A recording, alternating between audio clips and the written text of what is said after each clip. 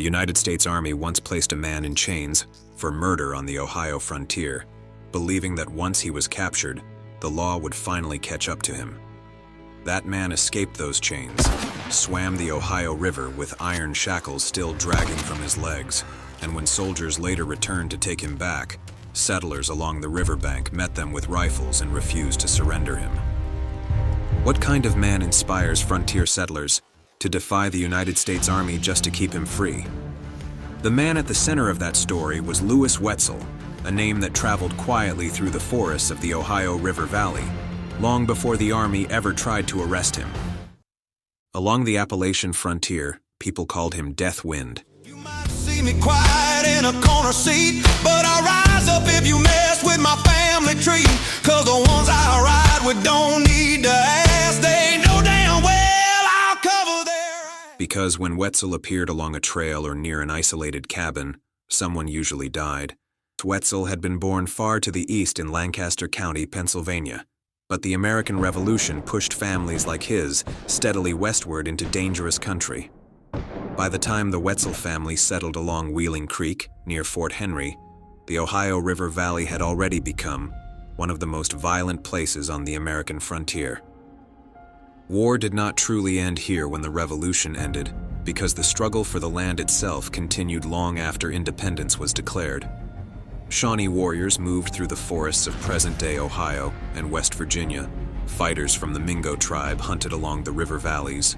Frontier settlers pushed deeper into lands they believed victory had opened.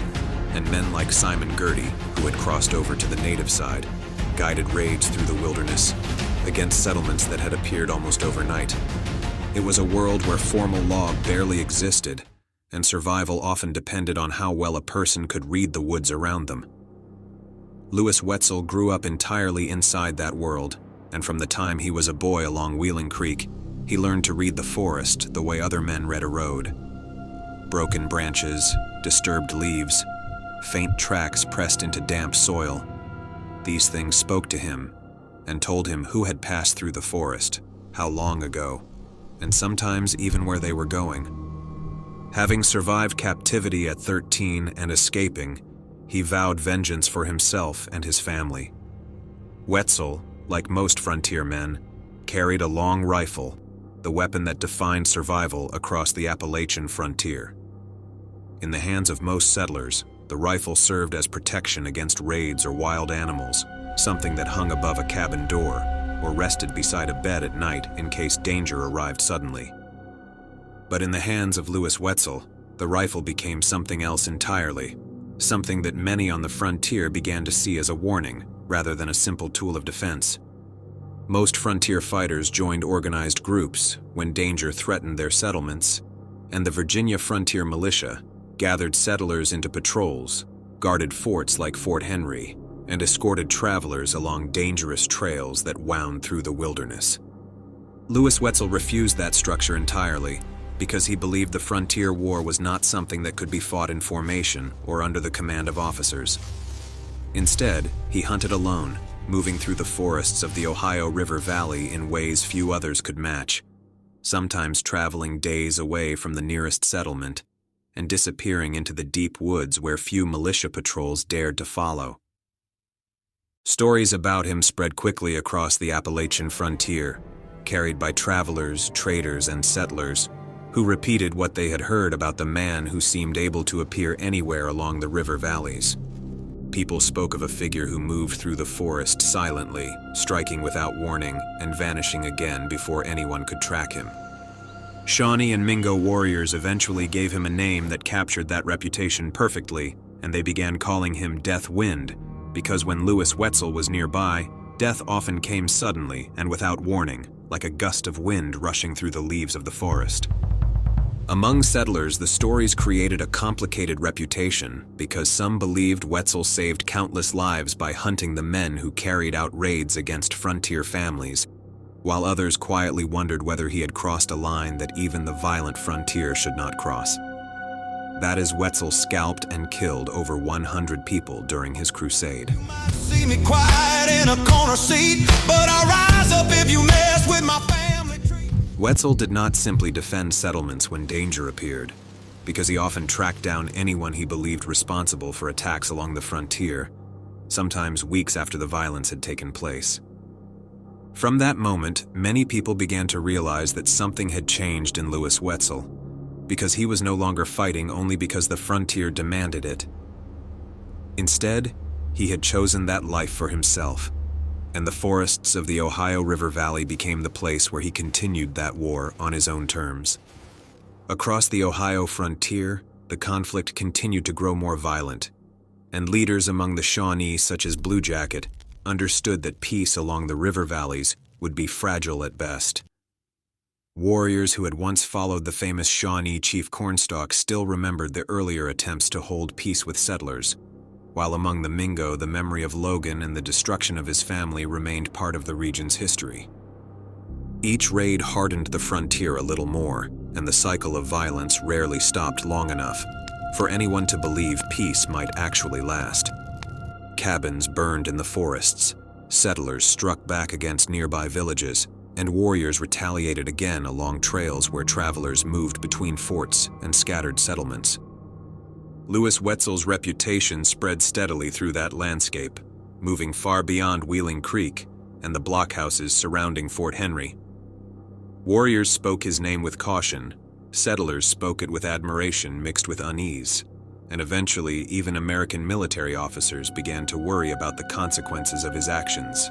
After the American Revolution, the young United States government hoped to stabilize the frontier, and commanders believed treaties and negotiations might prevent the endless retaliation between settlers and native tribes.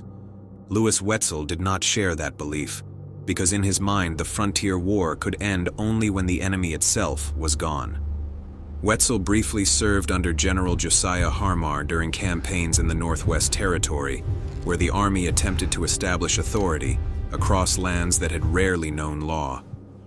Military discipline did not suit him, and the structure of Army command felt like a leash around a man who had spent his entire life moving freely through the wilderness. During this period, a native emissary known as George Washington arrived under military protection as part of ongoing negotiations between the United States and native groups across the frontier. Wetzel encountered the emissary and shot him, an act that may have seemed to him like another strike against an enemy, but which General Harmar immediately viewed as murder. The general ordered his arrest without hesitation, and soldiers placed Lewis Wetzel in irons with shackles around his hands and chains locked around his feet. It was winter, and the guards watched him constantly because they understood his reputation and knew that if he escaped, they might never see him again. Wetzel did not plead for mercy or argue his case before the officers who held him. Instead, he offered a strange proposal, suggesting that he be released alongside several warriors so the matter could be settled through combat, a suggestion that General Harmar rejected immediately. Days passed as Wetzel quietly studied the guards, watching their movements and learning the rhythm of the camp while he tested the boundaries of the perimeter. When the moment finally came, he ran, and soldiers fired into the trees behind him as he disappeared into the forest. Search parties moved through the woods while native scouts joined the pursuit, but Lewis Wetzel knew the wilderness better than anyone chasing him. At one point, he crawled beneath a fallen tree and pressed himself flat against the earth while two warriors stood above him, calling for others who were searching nearby. Neither of them saw him. By late afternoon, Wetzel reached the Ohio River, where guards still watched the banks and the heavy shackles dragged from his legs. Even with the iron chains weighing him down, he stepped into the cold water and began to swim, finding a log to hold onto as the current carried him toward the Virginia shore. When he finally reached land, he was nearly unconscious from the cold and exhaustion. General Harmar later sent soldiers by canoe to retrieve him, but when they arrived, settlers stood waiting along the riverbank with rifles in their hands and made it clear that Lewis Wetzel would not be taken again. That moment changed the story entirely, because Lewis Wetzel had become something rare on the American frontier, a man the Army itself could not control.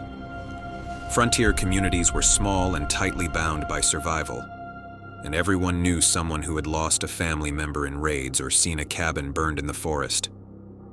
When those settlers saw Lewis Wetzel in chains, they did not see a criminal. because they believed he had fought the same war they were still living through every day along the frontier. Stories say settlers helped him escape custody more than once, because guards sometimes looked away. Doors opened quietly in the night, and trails through the forest carried him safely beyond the reach of soldiers. Each time, Lewis Wetzel vanished again into the wilderness, returning to the forests that had shaped him since childhood. The army could place him in chains, but they could never hold him for long. Lewis Wetzel never became a general, and he never commanded armies or signed treaties that shaped the future of the country. What he left behind instead was something far more complicated, a legend that still moves quietly through the forests of the Ohio River Valley and the hills of the Appalachian frontier. For settlers along Wheeling Creek and near Fort Henry, he was a protector who fought the war they feared most. For many native warriors, he was a dangerous enemy who hunted alone through lands that had belonged to their people for generations. History remembers him as the man called Death Wind. I'm Rowan, and this is OTRA Legends. Until next time, happy hunting. You might see me quiet in a corner seat, but I'll rise up if you mess with my family tree, 'cause the ones I ride with don't